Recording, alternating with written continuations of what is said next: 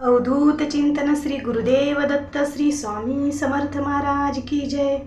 तर श्री स्वामी समर्थ सर्वांना कितीही कठीण परिस्थिती असू द्या, स्वामीवर विश्वास आणि स्वामीवर श्रद्धा आणि स्वामींची सेवा कधीच करायची विसरायची नाही, कारण परिस्थिती आणि वेळ कधी बदलेल सांगता येत नाही। तर सर्वांना श्री स्वामी समर्थ। आणि तर आता स्वामी महाराजांचा लवकरच प्रकट दिन येत आहे, तर बऱ्याच काही सेवा स्वामींच्या चालू आहेत। कोण 21 दिवसाची सेवा, तर कोण 11 दिवसाची सेवा, तर कोण 9 दिवसाची सेवा स्वामी महाराजांची करत आहेत। तर आता स्वामींचा प्रकट दिन येत आहे, तर बऱ्याच जणांना सेवा करायला जमतात, कुणाला जमत नाही। तर बऱ्याच घरातल्या अडचणी, कामं, जॉब असल्यामुळे बऱ्याच ताईंना, दादांना सेवा करायला जमत नाही।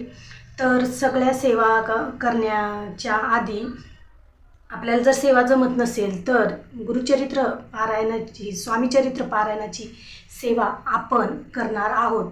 तर स्वामींच्या प्रकट दिना दिवशी स्वामीचरित्र पोथीची, ही बघा स्वामीचरित्र पोथी, स्वामीचरित्र पोथीची सारामृत, तर ही पोथीचं आपण पारायण करणार आहोत। तर त्या दिवशी स्वामींच्या प्रकट दिना दिवशी लवकर उठून, ब्रह्ममुहूर्ताच्या टायमाला लवकर उठून, असं तर आपण लवकरच उठतो, पण त्या दिवशी लवकर उठून 1 दिवसासाठी आपण 1 दिवस स्वामींसाठी द्यायचा आहे। ब्रह्ममुहूर्ताच्या टायमिंगला लवकर उठून आंघोळ करून सर्व कामे आवरली की सर्वात आधी स्वामींची पूजा करायची। तर बघा, जास्त काही नाही, साधी आणि सोपी मांडणी आपण स्वामींची करून घ्यायची, कारण महाराजांचा त्या दिवशी प्रकट दिन आहे। तर बघा, सर्व कामं आटोपली की आपण जेवढ्या लवकर पूजा करू, जर सकाळी लवकर ब्रह्ममुहूर्ताच्या टायमिंगवर पूजा जर केली तर एकदम वातावरण शांत आणि आपलं मन पण त्या पूजेला लागतं, इकडं तिकडं विचार, गोंधळ, आवाज अजिबात येत नाही। तर बघा, एक चौरंग घ्यायचा आणि चौरंगावर लाल किंवा केशरी रंगाचं ब्लाऊज पीस हातरायचं आणि त्याच्यावर थोडंसं तांदूळ टाकून त्याच्यावर सुपारी म्हणून गणपती किंवा गणपतीची मूर्ती घ्यायची। सगळ्यात आधी गणपतीचा आपण अभिषेक करायचा, नंतर स्वामी महाराजांचा फोटो असला किंवा मूर्ती असली तर स्वामी महाराजांची पंचामृताने किंवा दुधाने किंवा जलाभिषेक पण आपण करू शकतो। जशी आपली इच्छा तसा आपण अभिषेक स्वामी महाराजांचा करायचा। आणि त्या दिवशी भेटलेच तर स्वामींना पिवळ्या कलरचे फुलं, झेंडूची फुलं म्हणा, चाफ्याची फुलं म्हणा, जे कोणते, पण विशेष करून पिवळ्या रंगाचे फुलं त्या दिवशी आपण स्वामींना व्हायचे आहेत। आणि आपणही त्या दिवशी पिवळ्या कलरची साडी किंवा पिवळ्या कलरची साडी नसली तर पिवळ्या कलरचा रुमाल तरी आपल्या हातात असू द्यायचा त्या दिवशी। तर स्वामींच्या प्रकट दिना दिवशी स्वामींना आपण नवीन वस्त्र परिधान करायचे आहेत। त्या दिवशी स्वामींना नवीन वस्त्र, टोपी ती आपण स्वामींना परिधान करायची आहे। आणि अष्टीगंध आणि सुगंधित अत्तर, हिना अत्तर, आपण स्वामींना सगळ्यात आवडतं हिना अत्तर आहे, तर हिना अत्तर आपण स्वामी महाराजांना त्या दिवशी लावायचं आहे। ज्या काही स्वामींच्या आवडत्या गोष्टी आहेत त्या दिवशी सगळ्या आपल्याला स्वामींच्या आवडत्या गोष्टी करायच्या आहेत। तर बघा, आता स्वामींना नैवेद्यामध्ये सर्वात प्रिय आहे बेसनाचे लाडू, तर त्या दिवशी आपण स्वामी महाराजांसाठी बेसनाचे लाडू आवर्जून करायचे आहेत। बेसनाचे लाडू नाही शक्य झालं तर आपल्या दररोजच्या जेवणामध्ये जी भाजी पोळी आहे ती स्वामींसाठी त्या दिवशी आपल्याला नैवेद्य म्हणून दाखवायची आहे। आणि जर जमलंच तर पुरणपोळीचा सुद्धा नैवेद्य केला तर सगळ्यात प्रिय स्वामींची आवडती पुरणपोळी आणि बेसनाचे लाडू, तर ह्या दोन्हीपैकी आपल्याला जे जमल ते आपण करायचं। आणि नाही जमलं तर तसं काय नाही की स्वामी आपल्याला म्हणत नाहीत की मला पंचपक्वान्न द्या, हे द्या, ते द्या, पण आपली इच्छा, आपल्याला स्वामींसाठी त्या दिवशी जे काय करायचं ते करायचं।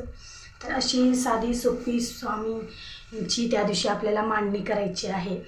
आणि 1 ते 21 अध्याय स्वामीचरित्र सारामृतची पोथी आहे, त्याचे 1 ते 21 अध्याय आपण त्या दिवशी वाचायचे आहेत।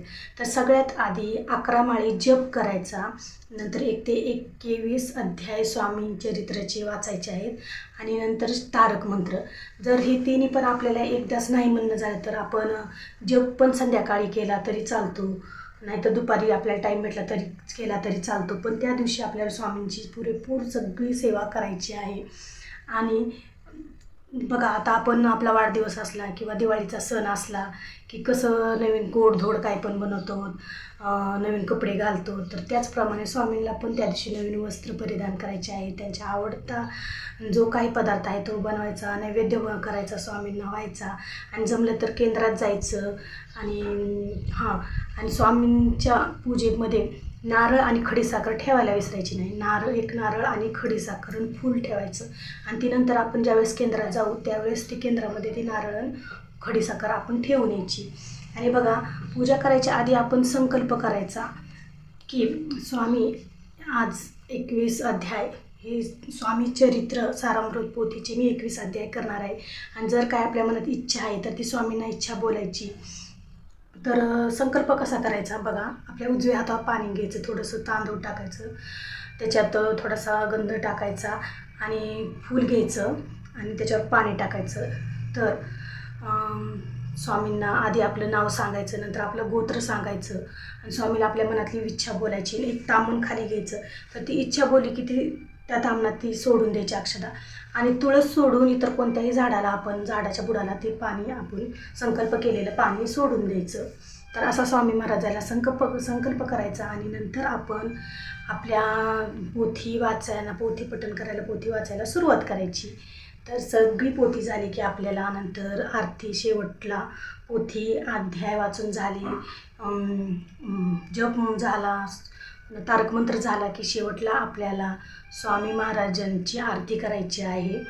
तर आधी गणपतीची आरती, नंतर स्वामी महाराजांची आरती, नंतर दत्तात्रेयाची आरती, नंतर दुर्गडबारीची आरती, देवीची आरती आणि नंतर स्वामींना नैवेद्य दाखवायचा.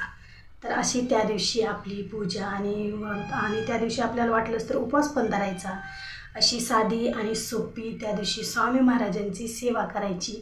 आणि जर भेटलं तर तुम्हाला केंद्रात जाऊन तिथे काही पण आपण पिवळं दान करायचं म्हणा, वस्त्र म्हणा, फळं म्हणा, केळी म्हणा, आपण केंद्रात जाऊन द्यायची किंवा इतर कुठे पण बाहेर दान करायचं.